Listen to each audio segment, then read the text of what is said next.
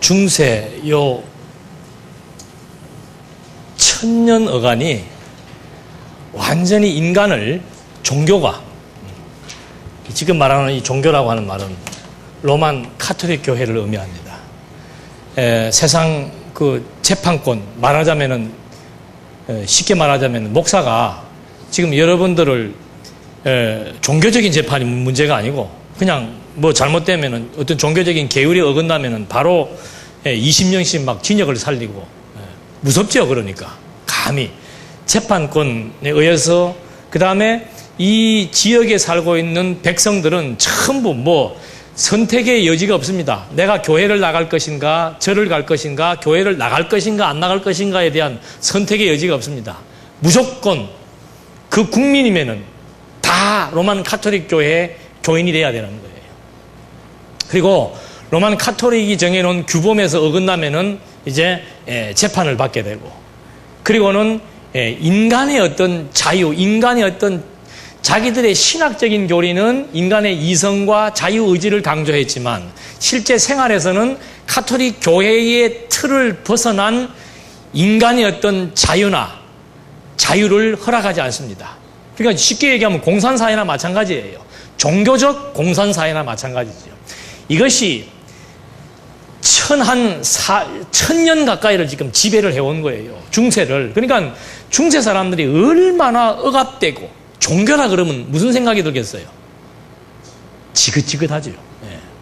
우리 뭐 일제 36년 동안만 억압을 받아도 지금까지도 맺혀 있는데, 천년 세월을 종교가 그냥 완전히 국민들을 억압하고 자유를 그냥 속박해버리는 그런 상황이 전개되어 오니까 14세기에 이때는 자유로운 문화활동도 없습니다.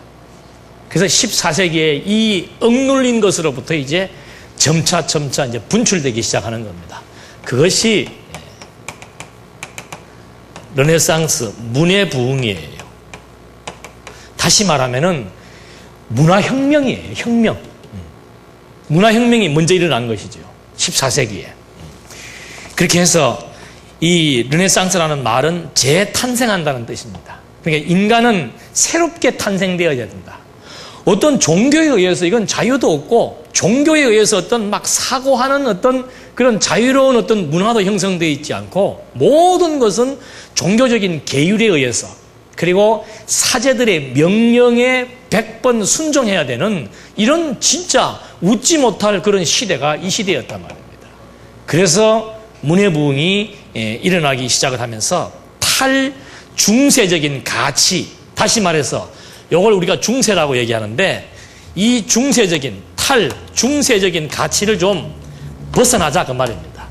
그건 뭔가, 중세적인 가치라고 하는 것은 무조건 신중심입니다. 그리고 이 사람들은 내세 천국 지향입니다. 더군다나 이 중세의 내세관이라고 하는 것은 3층 세계관이에요. 천국이 있고 연옥이 있고 지옥이 있는 거예요.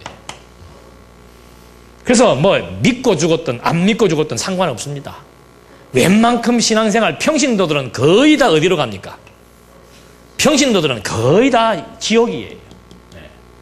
평신도 중에서 신앙생활 정말 잘하시는 분들이어야 연옥에 갈 수 있고, 그러니까 후손들까지라도 계속해서 이 지옥에 있는 사람들의 영혼을 연옥으로 끌어올리는 그런 헌신과 봉사가 따르지 않으면 그것이 바로 공독주의입니다. 공로주의, 공독사상이에요. 그걸 다른 말로 하면 보상이라고 얘기하고, 이런 보상이 없이는 일로 갈 수가 없는 거예요. 그러니까 뭐 하여튼 죽은 사람까지라도 이 3층 세계관에 의해서 계속해서 종교 생활을 해야 되고, 살아있는 사람들도 이 종교적 계율, 종교적인 규범에 의해서 완전히 법적 장치까지 다 따라오는 그런 무시무시한 시대. 구약에도 안식일 범하면 돌로 죽였잖아요. 이 시대도 교황의 교리, 로만 카톨릭의 교리에 반발하거나 저항하면은 뭐 사형시키는 거 쉬워요. 그런 시대였기 때문에 이제 이런 것으로부터 좀 인간이 좀 새로운 인간성을 좀 찾고 회복해야 되겠다. 그렇게 해서 교회 체제와 사제의 명령에 구속되어 있던 이런 사람들이 이제 탈중세적인 가치관을 모색하기 시작을 한 거예요. 굳이 신과 내세에만 급급하며 살 필요 없다. 이제는 좀 누구 중심으로? 인간 중심으로. 그리고 인간의 그동안 막 그 종교적인 계율에 의해서 억눌려 왔던 인간의 욕망, 이거 좀 분출시키자. 그 인간의 본능이 있는데 그 본능을 계속해서 억눌러 버리니까 정말 말씀의 힘에 의해서 이게 자연스럽게 조절되어지는 것이 아니고 어떤 법이나 규범에 의해서 제도적 장치에 의해서 욕망을 억눌러기를 천년세월을 해오니까 이제 이 사람들이 이제 혁명을 일으키기 시작을 하는 거죠. 그래서 이때 그 유명한 그 문학가들이 많이 나왔습니다. 그 단테 알죠? 단테가 쓴 대표적인 소설이 뭐예요? 그 신곡은 몇 권으로 되어 있습니까? 1권 천국, 연옥에 관하여, 지옥에 관하여. 야, 이거는 종교 지도자들이 해라. 우리는 뭐가 좋다? 이 땅에서 자유로운 삶을 살고 싶자 이거죠. 단테의 신곡으로 인해서 인류를 현세의 행복으로 좀 안내해서 정말 현세에서 좀 우리가 마음껏 누릴 것 누리며 좀 살고 싶다. 그 다음에 보카치오가 쓴 데카메론이 있습니다. 이것도 역시 마찬가지예요. 사회적인 속박과 인습을 버리고 좀 욕망을 다양하게 분출해 나가면서 내 내면에 있는 여러 가지 많은 재능과 욕구들을 다양하게 분출해 나가면서 좀 인간다운 인생을 좀 살아가야 되지 않겠는가 하는 그런 식의 어떤 소설들. 그 다음에 에라스무스의 우신예찬. 이 에라스무스라고 하는 사람은 자유의지론을 주창하는 사람입니다. 너무 그냥 구속되어 있었기 때문에 자유의지를 주창을 해서 종교개혁자들 간에도 많은 마찰이 있었던 사람인데, 이 에라스무스가 바로 우신예찬이라고 하는 소설을 쓰면서 카톨릭 교회의 부패와 타락을 아주 그냥 정면으로 비판하기 시작하는 거예요. 그러니까는 문학가들이 소설을 가지고 그냥 현재 그 정치 체제 또는 교황 중심의 어떤 이런 그 종교적인 체제 교리들을 반박하면서 이제 막 들고 일어나기 시작을 한 것이죠. 그래서 이것이 이제 빈미가 되기 시작을 하면서 점점 인간의 이성이, 여기는 종교적 이성이에요. 여기는 그냥 완전히 인문학적인 인간의 이성이 표출되기 시작을 하는 거죠. 그때 이제 16세기, 여기에서는 인문학적 혁명이 일어났다면은 여기서는 이제 뭐예요? 종교적인 혁명이 일어나는 거죠. 종교적인 혁명이. 야, 문학가들도 지금 이렇게, 우리나라 옛날에 독재시대 때 학자들이, 지성인들이 붓으로 막 싸웠잖아요. 똑같은 이치예요. 붓으로 싸워서 문화혁명이 지금 일어나는 즈음에 이제 종교인들 역시도 카톨릭 신부들을 중심으로 해서 개혁이 일어나기 시작을 한 것이죠. 그리고 이때 막 그 건물 짓는 거 이때 허락해 줬잖아요. 그러니까 막 중세 시대 때 그 웅장한 그 건물들이 엄청나게 많이 생겨납니다. 그래서 큰 성당을 짓기 위해서 돈이 부족하다 보니까는 백성들에게 면제부를 팔기 시작을 한 거예요. 천국가는 티켓이죠, 쉽게 얘기하면. 그걸 팔기 시작하면서 이제 막 부정부패가 생기고, 돈 따르면은, 이번에 그 돌아가신 그 스님도 자기 책 출판하지 말라 그러잖아. 왜? 그 책 출판하면 인세가 나오니까 돈 있는 곳에는 반드시 부정부패 비리가 양산될 수밖에 없는 거예요. 그래서 이 면제부에 의해서 막 신부들의 그 부패함, 돈 가지고 여러 가지 많은 장난들 막 생기니까 루터가 1517년 10월 31일로 나와 있네요. 비덴베르크 대학에 있는 부속 성당 정문에다가 95개 조항 반박문을 갖다 게시해놔버린 거예요. 이거는 자살행위입니다. 그 어마어마한 교황의 권위를 정면으로 도전했던 루터의 이 종교개혁이 이제 시발되기 시작하는 거죠. 결국은 교황청에서 파문당합니다. 파문당해가지고 루터가 뭘 했는가 하면은, 이제는 좀 평민들, 농민들을 위해서 좀 이 참된 하나님에 대한 소개를 해야 되겠다. 그동안 라틴어로 된 성경만 가지고 일부 계층들만 성경을 자기들 멋대로 자의적으로 해석을 해왔었는데, 이제는 좀 우리 모든 시민들도 성경을 통해서 하나님에 대해서 제대로 알아야 되겠다. 그동안 신앙생활이라고 하는 것이 인간의 어떤 막 그 관습과 수련과 고행에 의해서 신앙이 가능해지고 구원을 얻는 줄 알았는데, 아니 성경을 보니까 로마서 1장 17절을 보니까는 믿음이 있으면은 의롭다함을 얻는다고 분명히 성경에 나와 있는데, 그동안은 내가 의인 되기 위해서 말할 수 없는 고행을 해야 됐고, 루터도 무릎으로 기어가면서 뭐 100계단인가를 올라갔다고 그러잖아요. 그 얼마나 힘든 일이에요. 예. 그런 고행을 해야만 내 어저께 지었던 죄, 그저께 지었던 죄가 속함을 받는다는 잘못된 교리, 그런 것들을 이제 타파하게 나가면서 라틴어로 된 성경을 독일어로 번역하기 시작했죠. 이때 놀라운 일이 이제 인쇄술이에요. 예. 구텐베르크에 의해서 인쇄술이 이제 생겨나기 시작을 하면서 이 여러 막 가죽종이에 있어서 막 창고 가득히 재워놨던 성경들도 이제 합본으로 작은 책으로 만들 수 있는 기술이 발달된 것이죠.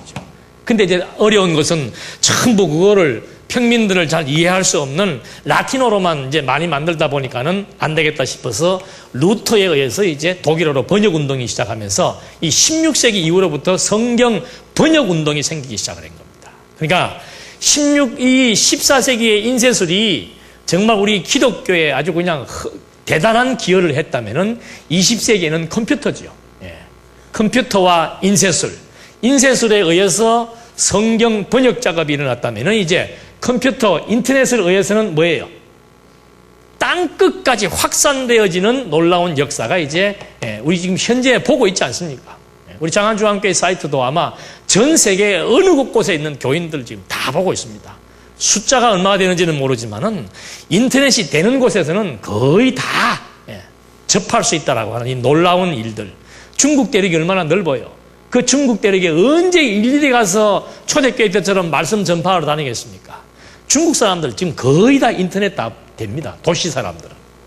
그래서 이때 이 번역 작업이 일어났고 이제 루터, 그 다음에 칼빈, 쯔잉글리라고 하는 그 신학자가 있었는데, 이 사람은 67개 조항을 가지고 로마 가톨릭의 법률과 제도의 오류를 공개합니다.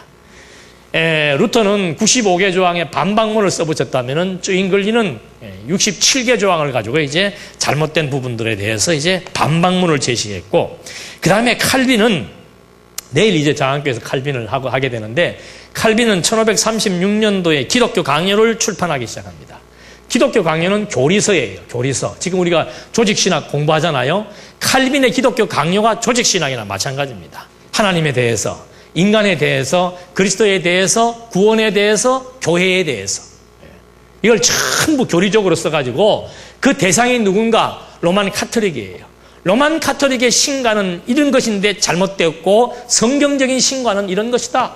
로만 카톨릭의 타락과는 이런 것이고, 뭐 이런 전부 로만 카톨릭과 대비해가지고 이제 교리를 체계화시켜서 혁명을 일으켰던, 종교개혁을 일으켰던 유명한 이제 그 세 사람만 거론을 했습니다만은, 이 세 사람들이 대표적으로 해서 이제 종교개혁이 일어난 겁니다. 그래서 이 종교개혁의 정신은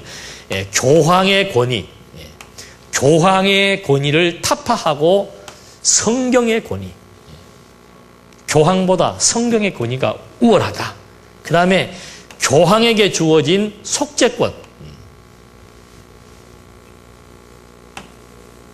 권위에 있어서 교황이냐 성경이냐, 속죄권에 있어서 여기도 참 놀랍게도 교황이 백성들의 죄를 사해 줍니다. 지금도 신부에게 고해성사하는 이유가 뭔가? 믿기 이전의 죄는 그리스도에 의해서 용서함을 받습니다. 그러나 믿고 난 이후로부터의 죄는 교황과 신부에게 그런 속죄권이 주어졌기 때문에 그들에 의해서 죄 용서함을 받을 수 있습니다. 그래서 로만 가톨릭 교회는 늘 신부에게 찾아와서 자기의 죄를 고백하고 신부가 그 죄를 보상할 수 있는 방법을 제시해 줍니다. 그게 재판권이나 마찬가지예요. 당신 지은 죄가는 돈으로 때릴 수도 있고 노동으로 때릴 수도 있고, 그렇게 해서 뭐 신앙 고백을 100번 외우는 경우도 있고, 100일 동안 어디 가서 봉사하는 형벌도 있고, 수십억을 횡령을 했다면 10억을 바치라는 그런 형벌도 있고, 이거의 속죄권이 이제 교황과 신부에게 있었는데, 아니다. 속죄권은 오직 누구에게만 있다? 그리스도에게만 있다. 그리고 이제 마지막에 여기는 공로 구원을 얘기할 수밖에 없지요. 교황의 공로 플러스 자신의 공로. 그래서 구원이라고 하는 것은 믿음 플러스 뭐가 있어야 됩니까? 공로가 주어져야 구원에 이른다. 아니다. 오직 뭐다? 그리스도를 믿음으로만 구원에 이른다. 그러니까 엄밀하게 말하면은 여기는 그리스도의 권위, 그리스도의 속죄, 그리스도에 대한 믿음이 진정한 개혁의 정신이고, 로만 카톨릭은 뭔가 그리스도와 반대되는 거예요. 그리스도의 권위를 교황이 차고 앉아있고, 그리스도의 속죄권을 또 교황이 가지고 있고, 그리스도의 공로를 사람에게 부과시킨 완전히 교황 중심의 잘못된 그런 교리지요. 잘못된 교리. 그러니까 그리스도와 뭐 되는 거예요? 반대되는 거. 반대된다는 말도 쓸 수 있고, 한마디로 하면 또 뭐예요? 적이 된다고도 할 수 있고. 요새 좀 말을 조심해서 하게 되더만요. 이제는 무슨 말인지 아시겠죠? 카톨릭은 그런 거예요. 그래서 종교개혁이 16세기에 발발을 했습니다. 근데 문제는 종교개혁으로 끝나는 게 아니고 17세기에 넘어오면서,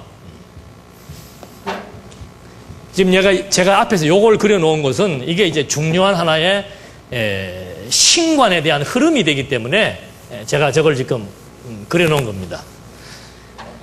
16세기에 와서는 이제 로만 카톨릭에서 사장되어졌던 초월신, 사장되어졌던 초월신 그대로 하나님은 지금도 하늘에서도 섭리해 나가시고, 어떻게 해요? 땅에서도 하나님이 주관해 나가신다. 여기는 세상에서는 교황이 주관해 나가고 하나님은 하늘에 계신다는 말을 했고, 이제 종교개혁자들은 하나님은 하늘에도 계시고 어디에요? 땅에서도 하나님은 섭리해 나가신다. 이게 좀 영원하신 하나님이라고 말했으면 참 속이 시원하겠는데, 이걸 이렇게 이제 구분해 놓다 보니까는 뭘 강조할 수밖에 없는가? 칼빈도 삼위일체론을 강조할 수밖에 없는 거죠. 왜 이 삼위일체론을 강조해야 되는가? 하나님은 어디에도 계시니까. 여기에 계시는 건 성부, 또 옛날에는 성자가 여기에 오셨다가 다시 어디로 갔어요? 또 여기 가시고, 여기는 지금 누가 있어요? 성령이. 이게 이제 복잡한 구조가 되는 거예요. 여기 있다, 저기 있다. 그냥 영원하신 하나님, 그리고 영원하신 하나님에 대한 계시. 아까도 우리 어느 분이 참 이 교회신학 강의가 어렵다고 말씀하셨는데, 이거 특성상 어쩔 수가 없어요. 이렇게 설명 안 하고 또 뭐 계시란 또 일일이 설명, 뭐 말하다가 용어마다 다 설명하려고 그러면 지금도 지금 진도가 지금 빨리 안 나가서 저는 좀 답답한데, 여러분들 양해를 하시고 내공을 쌓으십시오. 집에서 미리 예습을 하셔가지고 내공을 쌓아 오셔야 이게 그나마 좀 이해할 수 있지, 안 그러면 힘들어요. 저도 지금 이거 요약하느라고 고생 무지하게 했습니다. 여러분들 책 보시니까 얼마나 어려워요. 저한테도 어려워요. 무슨 말인지를 모르게 그렇게 자꾸 압축을 해놓고 의미를 모호하게 해놨기 때문에 그거 요약하는 것도 쉽지 않더라니까요. 우리 공부하는 것보다 훨씬 어려워요. 무슨 말 하다 그랬어요?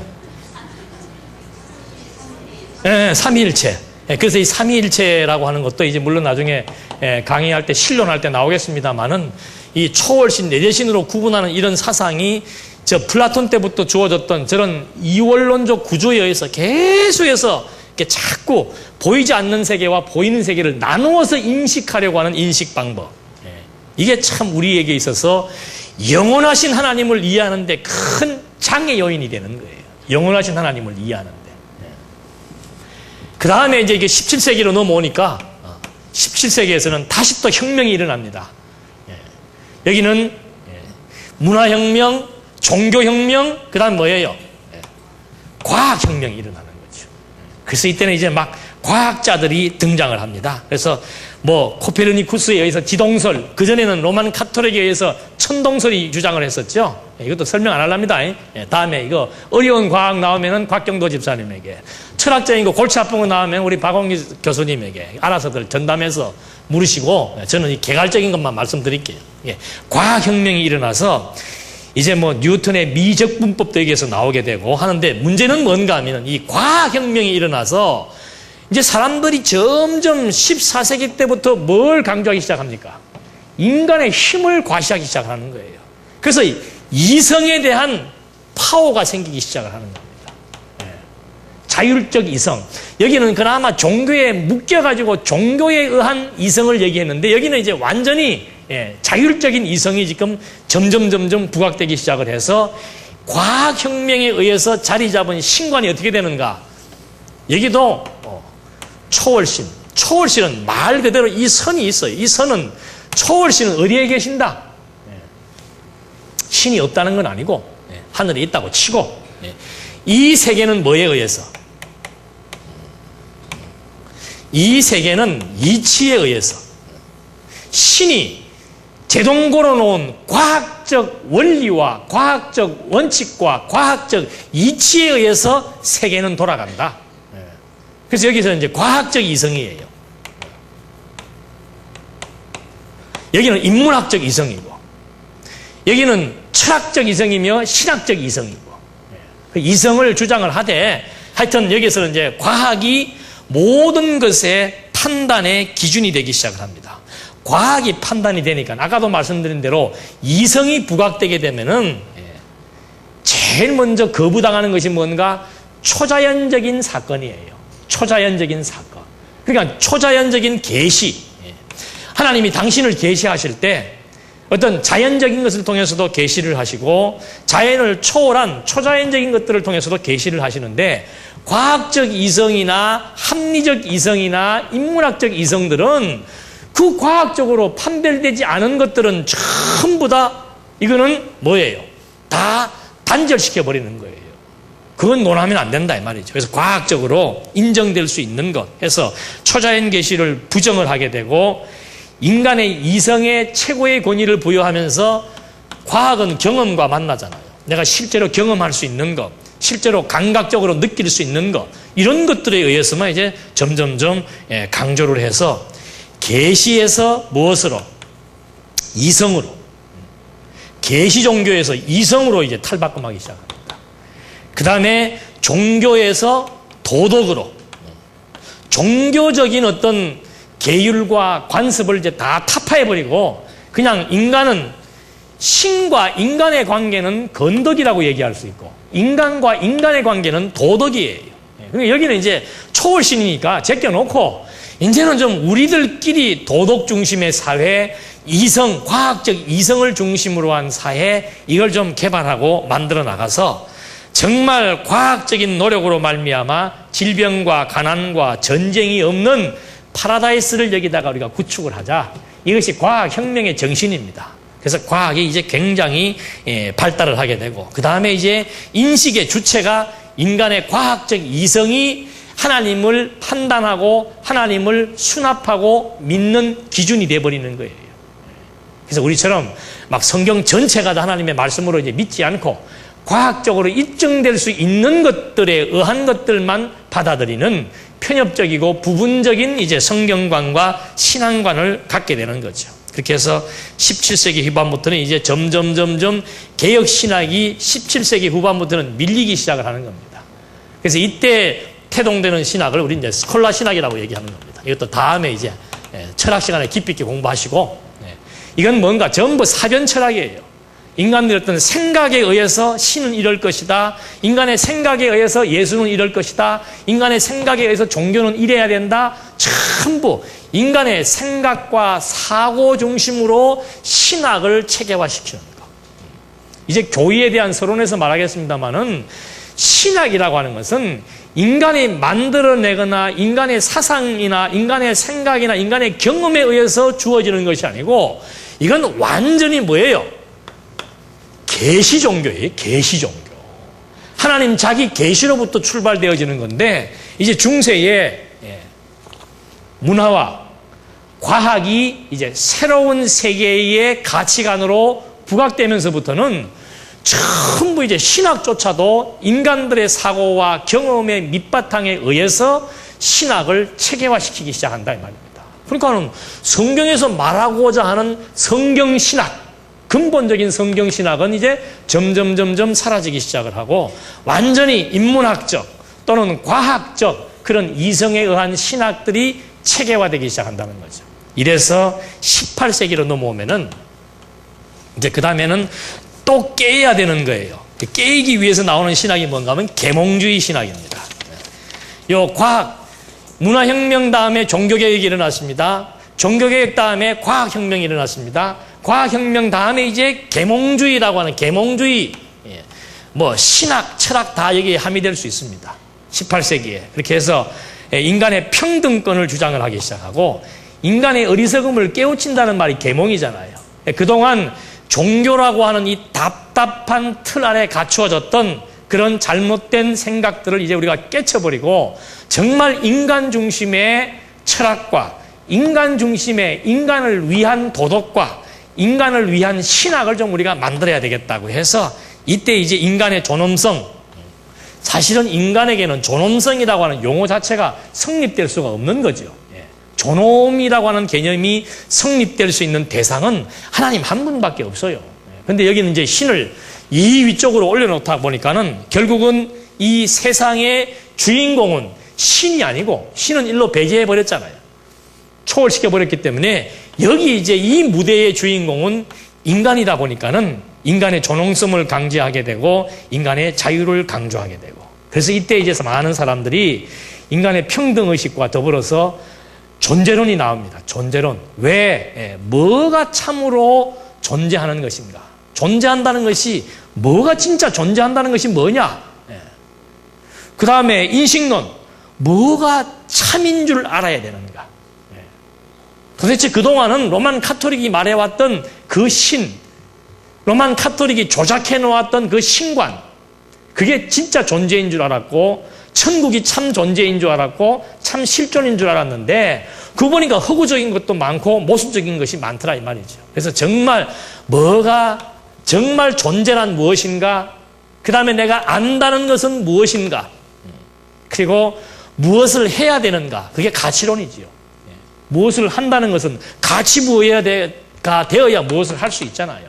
그동안은 막 시키는 대로 또는 정해진 룰에 의해서만 압제당하고 명령에 복종하는 삶을 살아왔었는데 이제는 16세기, 17세기, 18세기를 거쳐오면서 인간 스스로가 존재의 문제, 인식의 문제, 가치의 문제, 그 다음에 종말에 대한 문제, 죽음 이후에 과연 우리는 무엇을 희망할 수 있겠는가? 그 죽음을 생각할 수 있잖아요. 그 이후에 우리는 정말 죽음 이후에도 뭐가 존재한단 말인가? 그래서 우리는 무슨 희망을 가지고 살아야 된다는 말인가? 이런 것들에 대한 이제 질문들을 이제 스스로 계몽주의 시대에 던지기 시작을 했죠. 그때 이제 유명한 철학자가 등장을 하는데 그게 누구예요? 칸트잖아요. 그래서 실천 이성 비판. 이 칸트는 실천 이성을 강조하는 겁니다. 그냥 막 17세기 때처럼 사변적인 것도 좋지만은 인간이라고 하는 것은, 인간의 이성이라고 하는 것은 실천해야 된다. 무슨 실천? 도덕적 실천을 해야 된다. 물론 신을 여기다가 올려놓았지만은 그래도 신은 필요하다. 왜?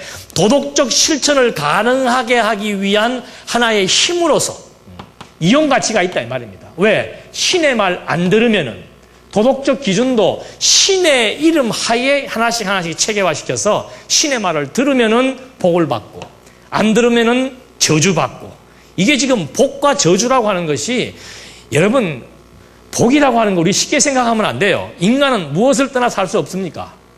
복 떠나 살 수 없습니다. 복의 개념의 차이가 있지, 하나님께서 아담을 창조하실 때 뭐 줬어요? 복으로 시작해서 복 아니면 뭐예요?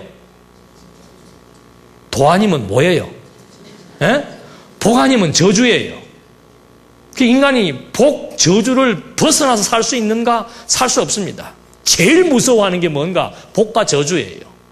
근데 그 복과 저주를 자꾸 현세적으로 생각해서 그게 문제였는데, 타락한 이후로부터는, 아담이 타락한 이후로부터는 복과 저주, 선과 악, 이게 전부 인간 중심으로 바뀌어버린 거예요. 그러다 보니까는 그것이 쉽게 복과 저주가 아주 쉽게 인간들에게 그대로 어떤 장치로 주어질 수밖에 없는 거죠. 누구든지 뭐 잘하면은 상 주고 못하면은 벌 주고 잘하면은 복 받고 못하면은 저주 받고 이건 뗄래야 뗄 수 없는 우리의 사고체계란 말입니다. 그래서 칸트 역시도 정말 학자지만은 저 기본적인 인간의 본능의 욕구의 기본적인 개념을 그대로 도입을 시키되 가장 그것을 힘있게 발휘할 수 있는 존재는 역시 신은 있어야 된다라고 해서 종교적인 도덕관, 종교적인 요청에 의해서 신을 만들어 놓고 그 다음에 이 세계에서는 인간의 자율적인 실천 이성에 의해서 인간들이 도덕을 준수하면서 아름다운 세계를 만들어 나가야 되지 않겠는가. 그러나 이 신에 대해서는 알 수 있다 없다. 이 신에 대해서는 잘 모르겠다. 그러니까 참 이 종교가 묘한 게요. 신에 대해서 구체적으로 알고 믿는 종교는 거의가 없어요. 다 이방 종교는 만들어낸 종교고 이방 종교는 다 신을 인간이 만들어낸 것이고 그 다음에 그 신에 대해서 구체적으로 알 수가 없습니다.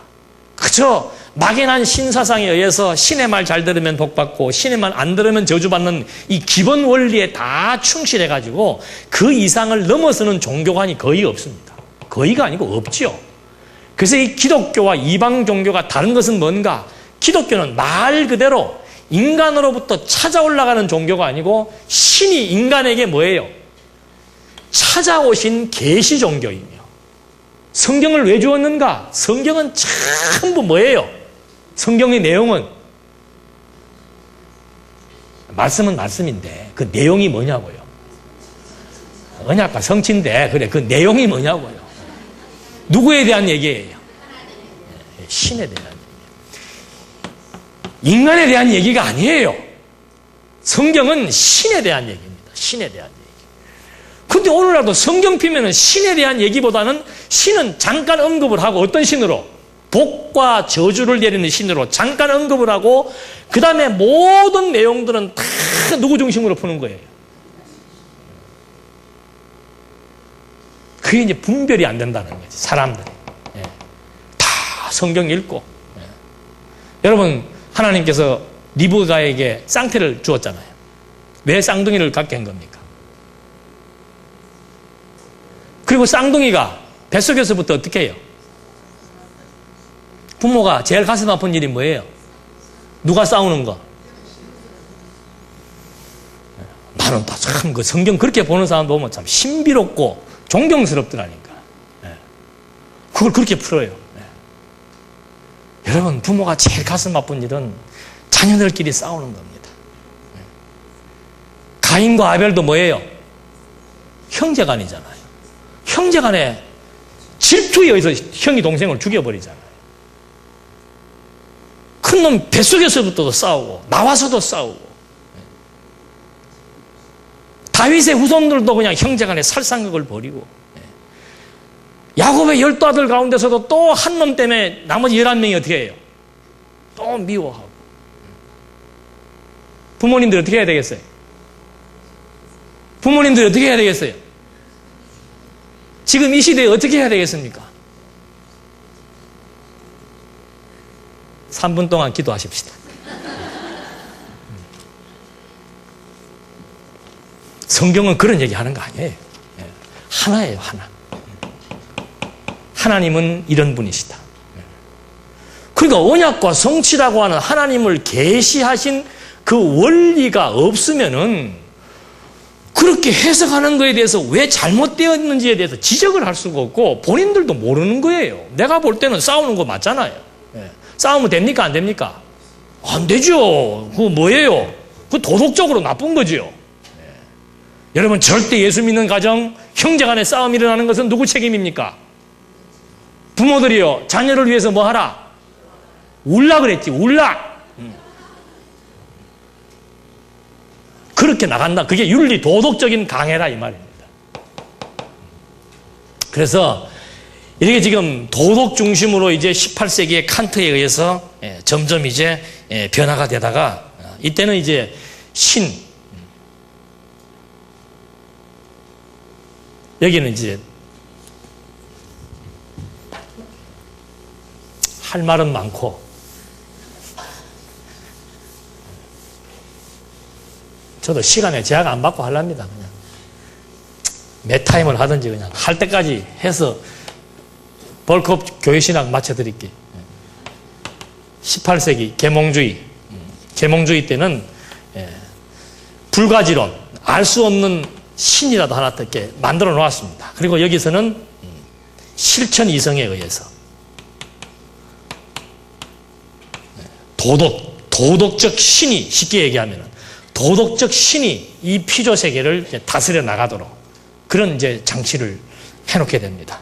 그러다가 19세기에 와서 못된 자유주의가 나타납니다. 이 자유자라고 하는 말이 이게 어떻게 사용되느냐에 따라서 좋기도 하고 나쁘기도 하는 거죠. 그러니까 이 자유를 지금 언제부터 부르짖은 거예요? 14세기부터 그냥 막. 워낙 가톨릭이 억압 정치를 해오니까 14세기 때부터 인문학적 자유, 16세기의 종교적 자유, 17세기의 이성에 의한 과학적 자유 계속 나오다가 이제 19세기에 와서는 아예 그냥 신학적인 자유주의가 태동을 하기 시작하는 거죠. 그래서 이때 계몽주의 영향을 직접적으로 자유주의가 받습니다. 받아가지고 성경을 여기 보면 역사학적 입장이라고 그랬죠. 이 말도 여러분들이 잘 이제 쓰셔야 됩니다. 성경을 예수는 역사적 인물입니까? 아닙니까? 예수는 역사적 인물이에요? 아니에요? 뭔 말을 하려고 또 저리 자꾸. 그 역사적이라고 하는 말은 이 사람들이 무슨 배경을 가지고 쓰는가 하면은 지금 과학도 뭘 부정한다 그랬습니까? 초자연적인 계시를 부정한다 그랬죠? 지금 19세기에 와서 역사라고 하는 말을 쓴다는 말의 의미는 첫째는 뭔가? 자, 구약 성경. 이건 뭐예요? 이스라엘의 역사예요. 이 말은 무슨 말인가? 이 사람들이 쓸 때 이 말을 왜 쓰는가? 반대로 말하면 이거는 계시사가 아니다 그 말이에요. 뭘 하나님을 계시하기 위해서 뭐 이런 게 아니고 그냥 구약 성경은 이스라엘의 역사에 관련된 책이다. 성경을 해석을 할 때도 성경을 분석을 할 때도 역사학적인 관점에서 분석을 해야 된다. 이것이 역사적으로 신빙성이 있는지 역사적으로 실제적으로 일어나는 사건인지 이것이 정말 역사상 일어날 수 있는 사건인지 아닌지 여러분 역사적으로 봤을 때 홍해바다가 갈라질 수 있습니까? 없습니까? 없잖아요. 그래서 그건 역사적이 아니다 그런 말을 하고 싶은 거예요. 그러니까 뭐 이 신학책이 어려운 이유가 뭔가 하면 막 역사적이다, 계시다, 하나님이다, 믿음이다. 우리가 쓰는 용어들을 똑같이 쓰면서 무슨 말을 전개해 나가니 이게 도대체 무슨 말인지를 판단하기가 힘든 거예요. 그래서 이 19세기 자유주의 신학자들이 역사학적 입장에서 성경을 연구한다라고 하는 명제를 걸고 성경을 역사적인 산물로 이해를 하는 거예요. 다시 말해서 조선시대 500년의 역사에 대한 대하 드라마를 기록한 것처럼 성경은 예수에 관한 역사적인 이야기, 이스라엘에 관한 역사적인 이야기 또는 창조 역사는 뭔가 그거는 고대 근동에 있었던 하나의 신화적인 이야기다. 그래서 자유주의 신학자들이 쓴 구약학적 책을 보면은요, 창조 설화 이야기, 아담 설화 이야기, 노아 설화 이야기 그렇게 나가요.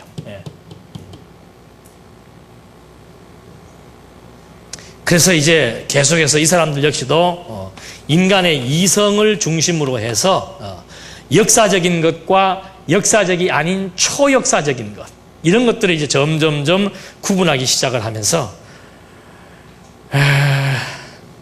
성경의 영감성을 부정을 하기 시작을 합니다. 우리 개신교에서는 성경은 이제 나중에 성경이라는 제목을 가지고 또 공부를 하겠습니다만은 성경은 하나님의 감동으로 된 것이다. 그 말 속에는 하나님의 감동이라는 것은 하나님의 기운을 의미하는 겁니다. 성경에 나타나 있는 모든 사건들은 하나님의 능력, 하나님의 기운, 하나님의 생기에 의해서 발생되어지는 사건이다. 창조도 뭐예요? 창조도 우리는 하나님이 창조했다 그러잖아요. 이 사람들은 창조 설화예요, 설화. 그래서 성경이 하나님의 감동으로 주어졌다라는 영감성을 부정을 하기 시작을 합니다. 그래서 성경을 뭐로 보는가? 문서 편집으로 보는 겁니다. 성경을 문서 편집으로 보는 겁니다. 모세오경을 누가 기록했어요? 사무엘서는 누가 기록했어요? 로마서는 누가 기록했어요? 그런 것처럼 저자가 자기 나름대로의 신앙을 가지고 기록해 놓은 것이다. 그리고 그래서 이 사람들은 성경을 연구할 때 저자를 중심으로 연구를 하고 연대를 중심으로 연구를 하고 그 다음에 시는 시대로 모으고 찬송은 찬송대로 모으고 소설은 소설대로 모으는 그런 방식을 갖고 성경을 지금 분해해 나가고 있는 겁니다. 우리도 가끔 그런 말하는 사람들, 요즘은 우리 노예도 보니까는 이상한 말들을 가끔 톡톡하는 사람들이 가끔 나타나는 걸 볼 수 있는데 성경을 저자 중심으로 이해해야 된다. 그런 말 하는 사람들이 있더라고요. 그거 잘못된 얘기예요. 성경을 왜 모세가 그걸 기록했는가? 모세가 기록했어요? 그래서 성경의 영감이라는 거, 하나님께서 누구를 통해서, 모세는 그냥 기록자에 불과한 겁니다. 그렇다고 해서 모세는 그냥 기계적으로 받아쓰기를 한 건 아니지만은 모세의 어떤 모든 삶이나 모세의 경험과 모세의 지적 능력과 모든 사상들을 활용을 해서 누가 하나님께서 기록을 했는데 모세의 생각을 기록한 것이 아니고 뭐예요? 하나님에 대해서 지금 모세를 통해서 기록하게 한 것이란 이 원리를 알아야 되는데 이 말도 하면서 자꾸 연구 방식은 어떻게 나가는가? 모세가 그때 왜 이걸 기록했냐 이 말이죠. 뭘 모세가 그때 왜 하나님께서 기록하게 했으니까 했지. 모세가 살던 시대에 문화가 어떻고 무슨 뭐 사회 정치가 어떻고 종교가 어떻고 그거 연구해야 된다. 그게 배경사예요. 배경사도 중요하지요. 아까 우리 했던 것도 그것도 배경사예요. 배경사가 주된 목적이 아니고 설령 배경사를 몰라도 여러분 이거 몰랐다나 그동안 잘 예를 들어서 그래도 하나님 아는데 애로사항 있었어요 없었어요? 전혀 없었잖아요. 무엇만 가지고 성경의 원리적인 근거에 의해서 해석해 들어가도 하나님에 대해서 확실하게 하나님의 의도를 파악할 수 있단 말입니다. 우리가 알고자 하는 것은 원저자의 의도를 파악하는 것이지 기록자의 의도를 파악하는 것이 아니란 말입니다. 여러분들이 이거 놓치면 안 돼요. 뭐 새로운 말 한다고 뭐 어쩌고 저쩌고 사실 지금 제가 이 지금 역사 배경 설명한 것은 말하고자 하는 초점이 있습니다. 그걸 지금 말하기 위해서 지금 설명해 나가는 것 뿐이지 이것 자체가 뭐 몰라도 큰 지장은 없어요. 그런 것처럼 19세기에 나타난 자유주의 신학자들은 성경을 역사적인 관점에서 성경을 연구하기 시작을 하면서 역사적인 것과 역사적이 아닌 신화 이런 것들을 구분하기 시작을 하면서 이제 유명한 학자가 벨 하우젠이라고 하는 그런 성서 비평의 권위자입니다. 그 사람이 성경의 통일성을 반박을 하기 시작을 하는 거예요. 성경이 통일성이 없다. 앞뒤 말이 틀린다. 어디에서는 부모를 공경하라고 그랬다가 어디에서는 부모를 어떻게 해요? 다 버리고 어떻게 하라고 그랬어요? 떠나라 그랬기도 하고. 내가 온 곳은 부모 형제 간에 뭐 하게 하기 위해 왔다? 싸우게 하기 위해 왔다 그러고 어디에서는 부모를 공경하라고 그러고 성경은 통일성이 없다. 그래서 성경 해체 작업을 시작하게 되는 것. 그래서 성경의 19세기 자유주의 신학의 아주 큰 핵심은 뭔가 성경의 영감성을 부정을 하고 그 다음에 성경을 하나의 종교의 흐름으로 아니면은 그냥 어떤 나라의 역사적인 산물로 이런 관점에서 성경을 본다는 이것이 이제 자유주의 신학의 아주 핵심이며 큰 문제거리로 대두가 된 겁니다. 그렇게 해서 20세기에 넘어 들어오면은 이제 신정통주의가 나옵니다. 신정통주의. 이거는 유명한 학파가 불투만과 바르트라고 하는 학자들입니다. 불투만은 노골적으로 성경에서 신화적인 요소들이 있다. 이 신화적인 요소들을 현대적 의미로 재해석을 해야 된다. 그래서 이 신화의 옷을 벗겨서 비신화화 시켜야 된다. 다시 말하면은 출애굽의 사건은 뭐다? 신화다. 이걸 비신화화한다는 것은 뭔가? 출애굽의 사건에서 신화의 옷을 벗겨버린다는 것은 뭔가? 왜 모세가 실제적인 사건도 아닌 것을 그렇게 묘한 언어를 구사를 해가면서 바다가 갈라지게 되어가지고 하나님께서 이스라엘 민족을 구원했다고 했다. 이건 신화다. 그 신화의 의미가 뭔가? 그래서 불투만도 성경을 의미 중심으로 풉니다. 아시겠어요? 우리만 의미 중심 얘기하는 게 아니에요. 성경신앙만 의미 중심이 아니고 이미 19세기 때부터 의미 중심은 나왔었다. 그런 말도 또 누가 할 거야, 앞으로 이제. 언약 성취, 우리가 한 게 아니고 이미 옛날부터 17세기, 18세기 때부터 언약 중심에 대한 신학 사상들이 나왔다 그러더라. 달라요. 언약 얘기했었죠. 내용이 전혀 다릅니다. 그 다음에 뭐 의미 중심의 내용이 전혀 단판이에요. 여기에 의미 중심은 이미 성경을 하나님의 말씀으로 인정하는 것이 아니고 신화로 인정을 하면서 현대인들에게 이해할 수 있고 현대인들에게 양식이 될 수 있는 뜻으로 재해석하자 이 말입니다. 이스라엘 민족들에게 당시 모세가 그들에게 이런 말도 안 되는 신화를 말한 이유는 이스라엘 민족들에게 긍정의 힘을 불어넣기 위한 것이었다. 그들은 가나안 땅을 가야 되는데 뭔가 이슈가 없으면 안 된다. 목표가 없으면 안 된다. 그리고 하나님이 우리를 이렇게 했다는 내용에 대해서 말이라도 이렇게 신화라도 꾸며서 얘기를 해줘야 그들이 하나님을 더 믿고 가나안 땅을 가려고 할 것이 아닌가. 그러니까 이런 것처럼 오늘 이 시대도 마찬가지입니다. 지금 이 한국 사회도 암울한 시대입니다. 부정과 부패와 살인과 무시무시한 이 시대에 살면서 정말 출애굽의 사건이 가져다주는 비신화화된 의미는 무엇인가? 여러분, 이제 우리는 정신적으로 피폐해져 있습니다. 정신적으로 피폐해져 있는 우리가 바로 이제는 바른 정신을 찾아야 됩니다. 이것이 오늘날 우리에게 주었던 모세의 교훈입니다. 이스라엘 민족들이 완전히 애굽에 종속되어져서 희망이 없던 그들, 피폐해져 있던 그들에게 출애굽의 신화를 말해주면서 그들에게 용기를 준 것처럼 오늘 우리 이 시대에는 가난한 자가 많습니다. 정신적으로 피폐해진 사람이 많습니다. 억눌린 사람이 많습니다. 그들에게 새로운 희망을 줄 수 있는 메시지, 이것이 바로 신화를 비신화화시키는 불트만의 해석 방식이라 이 말이죠. 그래서 이 불트만이라고 하는 사람은 완전히 이 성경 계시를 일반 서적의 기준에서 이해를 하는 겁니다. 그냥 일반 서적이에요. 소설이나 마찬가지란 말입니다. 그런 사람들이 신학자로 지금 나타나가지고 성경에 대한 의미 분석을 한다고 하는데 그 배경을 모르면은 다 똑같은 의미 분석인 줄 알 수가 있는 거죠. 그래서 그 불트만이 지금 말하고자 하는 것은 결국은 뭐 보이지 않는 하나님은 이미 실존이 아닌 걸로 간주하는 겁니다. 왜? 실제적인 역사를 주관하는 것만이 참 역사이고 그 외에 초자연적인 역사들은 이거는 참이 아니기 때문에 하나님도 마찬가지예요. 하나님은 지금 보이지 않잖아요. 보이지 않으니까 실제가 아니고 비실제다. 단지 하나님에 대한 관념만 우리가 가지고 있을 뿐이다. 그리고 영혼 세계를 부정합니다. 천국 이거 만질 수 없잖아요. 알 수도 없잖아요. 실제한다고 말할 수도 없잖아요. 천국이 실제로 존재합니까? 예를 들어서 천국이 실제로 존재합니까? 라고 물었을 때 존재합니다고 말로만 하고 되는 게 아니잖아요. 하나님이 실제로 존재하십니까? 하나님이 정말 이 창조하셨습니까? 예수님이 정말 부활했습니까? 예수님이 다시 오실 것입니까?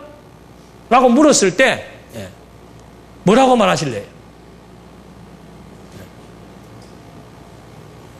그래서 이 철학자들도 뭐 아무 밑도 끝도 없이 이론을 만들어내는 것이 아니고 지금 우리가 공부하면서 제일 중요한 부분들이 뭐 텍스트에 대한 중요성은 성경의 뭐예요? 신빙성. 성경이 정말 하나님의 감동으로 주어진 하나님의 말씀인 진리인가라는 것에 대해서 뭐 할 수 있어야 돼요? 입증할 수 있어야 돼요. 두 번째 큰 문제는 뭔가? 성경을 기록하게 하신 하나님의 존재. 하나님은 살아계십니다. 어떻게 할 수 있습니까? 그 존재 증명, 그 신존재 증명 아퀴나스가 했다고 그랬죠. 답답한 거예요. 신학자든 철학자든 형이상학적인 문제, 보이지 않는 이 세계에 대한 문제가 답답한 거죠. 뭔가 이 너머의 세계에 뭔가 있기는 있는 것 같은데 그래서 계몽주의 학자들도 존재란 무엇인가에 대해서 고민하고 뭔가 이 너머의 세계에 있기는 있는 것 같은데 사람도 죽으면은 죽음으로 끝나는 것 같지는 않고 뭔가 계속 뭐 존재할 것 같기는 같은데 신이라고 하는 것도 분명히 있기는 있는 것 같은데 잡을 수가 없는 거죠. 그러니까 바울이 뭐라고 얘기해요? 내가 증명해 주겠다 이 말입니다. 당신들은 막연하게 생각하고 있는 신에 대해서, 당신들은 그냥 추상적으로 관념적으로 이해하고 있는 그 신에 대해서 그 신은 실존하는 참 실제라고 하는 사실을 내가 증명해 주겠다. 그게 바울의 설교의 핵심 아닙니까? 여러분, 우리 신앙이라고 하는 것은 확신이에요. 확신. 성경이 하나님의 말씀인 것에 대한 확신, 하나님의 살아계심에 대한 확신, 그것이 없이는 신앙이 형성될 수도 없는 것이고 신앙의 힘이 발휘될 수도 없는 거예요. 그러니까 맨날 복과 저주에 놀아날 수밖에 없는 거란 말입니다. 도덕과 윤리에 놀아날 수밖에 없고 복과 저주에 놀아날 수밖에 없고 보이는 현세에 매몰될 수밖에 없는 그런 신앙이 생길 수밖에 없는 거죠. 무엇이 안 되면은 이 두 가지 중요한 이 문제가 해결되지 않으면. 그래서 역사적으로 봐오더라도 전부의 문제는 초월신도 마찬가지예요. 초월에 있다는 거, 초월신, 내재신 이 구분법. 그래서 언제는 내재신을 인정을 했다가 언제는 인간의 이성을 인정을 했다가 과학을 인정을 했다가 도덕을 인정을 했다가 별하별 변화를 다 이렇게 보면서 왜 갈등하는가? 신존재 증명을 할 수 없기 때문에 그런 거예요. 신존재 증명을 할 수 없기 때문에. 여러분, 우리들도 우리의 오고 오는 세대들에게 교육해야 되는 거. 지금 우리는 이 건물이 우리의 우상은 아니잖아요. 지금 건물 짓는 거 왜 짓는 거예요? 노인 복지를 위해서? 그건 일부예요. 본 속셈은 어디에 있는가? 교육에 있는 거예요. 교육. 정말 오고 오는 세대들에게 이 두 가지 충족이 안 되면은, 이 두 가지에 대한 확인과 확증이 안 되면은 이 말씀 운동은 계승될 수 없는 겁니다. 절대 요즘의 세대들이 그렇게 뭐 확인되지 않는 내용들 가지고 부모들이 믿으라 그런다고 믿고 이래라 그런다고 이러지 않습니다. 다른 거는 내내 해도 이 종교의 문제에 와서는 본인들에게 확신이 주어져야 돼요. 확신이 주어지려면 확실한 증거가 있어야 됩니다.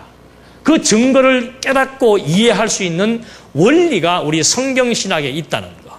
이거 하나가 아주 근본적인 차이점이고 그것이 성경신학의 우월성입니다. 어떤 모지라는 친구가 그런 걸 한번 냈더라고 보니까 성경과 성경신학의 차이점을 말해보시오.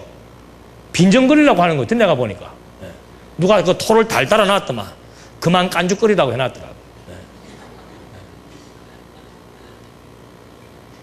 성경에 대한 신빙성을 확보했기 때문에 그 신학 체계를 만들어 놓은 것이 성경신학이에요.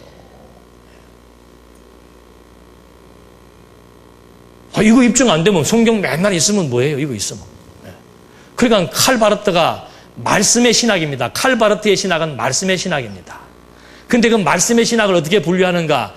그리스도로 계시된 말씀이 있고 책으로 구성된 말씀이 있고 이 말씀이 선포될 때 여러분들에게 주어지는 감동, 감화, 내주, 역사심의 말씀이 있다. 그래서 말씀의 삼중 말씀 신학을 증거하는 학자가 유명한 칼바르트예요.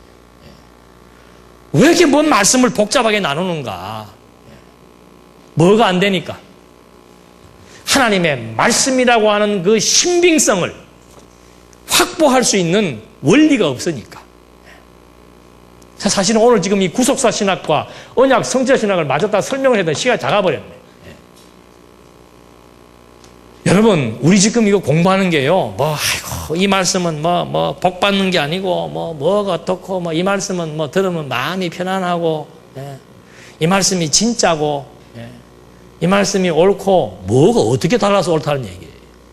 물론 아시죠? 그거를 진짜 우리가, 내가 내 입으로 내 자식을 교육할 수 없기 때문에 뭐가 필요한 거예요? 교육기관이 필요한 거 아니에요. 위탁교육기관이. 위탁교육기관이 지금 이게 교회란 말입니다. 위탁 교육해서 이것만 잡으면 끝이에요. 이 근본을 아는데, 이 우주. 그래서 우리 그 성경적 기독교 여러분들이 이거 잘 보셔야 돼요. 성경으로 시작해서 제일 마지막에 뭐로 끝나요? 제일 마지막에 뭐로 끝나요? 성경으로 시작해서 성경으로 끝납니까? 성경적 기독교 안 읽어봤어요? 성경으로 시작해서 제일 마지막에 뭐로 마무리돼요? 그렇지, 세계관. 이 개념 들어오는 거예요. 성경을 통해서 하나님의 존재에 대한 확증이 떨어지면은 참 그 구조가 기가 막히지 않아요? 성경, 그 다음에 신, 인생, 역사, 그 다음에 뭐예요? 세계. 하나님 알면은 인간이 무엇인 줄 알고, 역사가 어떻게 출발되어서 어떤 과정을 통해서 어떻게 종결되어지는 줄 알고, 이 세계가 무슨 목적으로 존재하는지를 아는 거예요. 얼마나 멋있는 사람이에요. 수천 년 지금 시간을 지내오면서 그렇게 많은 신학자, 철학자들이 정리할 수 없었던 영원한 세계에 대한 실존 개념과 하나님의 살아계심과 선과 악이 무엇인지, 인간은 무엇을 위해서 어떻게 살아야 되는지, 존재란 무엇인지, 그걸 지금 여기서 다 아주 확증시켜 주잖아요. 그래서 다윗이 여호와를 아는 것이 나의 뭐예요? 힘이에요, 힘. 이 힘으로 세상을 살아가고 세상을 넉넉히 이기는 겁니다.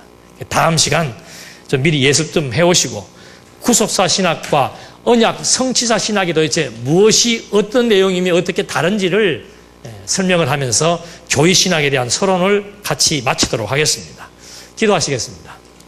하나님 아버지, 하나님의 살아계심을 저희들에게 성경 자체의 원리를 통해서 확증시켜 주시고, 하나님의 존재의 입증이 된 우리들의 삶 역시 여호와 살아계심을 경외하며 살아가게 되는 이 아름다운 삶 허락해 주심을 감사드립니다. 우리의 노력이나 우리의 지성의 결과로 되어진 것이 아니고 하나님에 대한 섭리의 역사가 정말 하나님의 능력에 의해서 이 모든 말씀에 대한 깊이를 깨닫도록 하신 것이기에 더없이 우리에게는 소중한 것이며, 성경을 통해서 계시된 하나님을 알고 산다는 것이 정말 진정한 우리의 삶이 될 수 있도록 끝까지 함께 하시고, 이 교육적 과정들이 치밀하게, 그리고 정말 한치도 오차 없이 성경에 근거해서 하나님의 의도를 정확히 간파하며 이해할 수 있도록 성령의 역사로 인도해 주시옵소서. 예수님의 이름으로 기도드립니다. 아멘.